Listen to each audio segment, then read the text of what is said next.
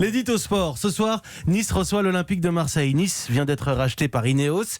Et à côté, c'est l'OM qui vous inquiète, Virginie. Pour vous, il n'y a plus de pilote dans l'avion. Tous les signes sont alarmants. Il est loin, le Champions Project. Vous vous souvenez, c'était l'expression du propriétaire, Frank McCourt, pour afficher ses ambitions quand il a racheté le club il y a 3 ans.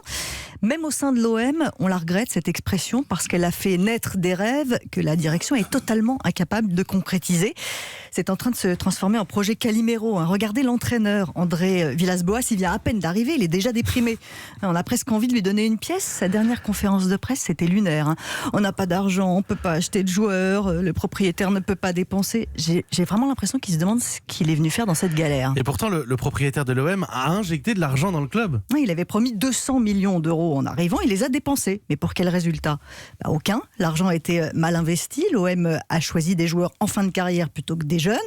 Et ça, sur le long terme, ça ne peut pas payer. Alors quand le président du club, Jacques-Henri Hérault, donne son avis sur Jim Ratcliffe, le nouveau propriétaire de l'OGC Nice, en se réjouissant et en disant qu'il est pour la concurrence, ça me fait sourire. Aujourd'hui, l'OM n'est plus tout à fait un concurrent pour les premiers rôles.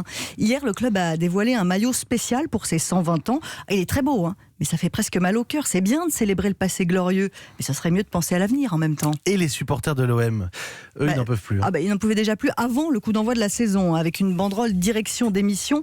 Avant le premier ballon joué par l'OM, le nombre d'abonnés a baissé aussi au stade Vélodrome. Autant dire que les petites phrases de Frank McCourt du genre « Marseille, c'est David contre Goliath, l'argent n'achète pas le cœur », ça fonctionne plus. Du cœur, de la passion, évidemment qu'il y en a autour de l'OM, mais est-ce que la direction a du cœur ?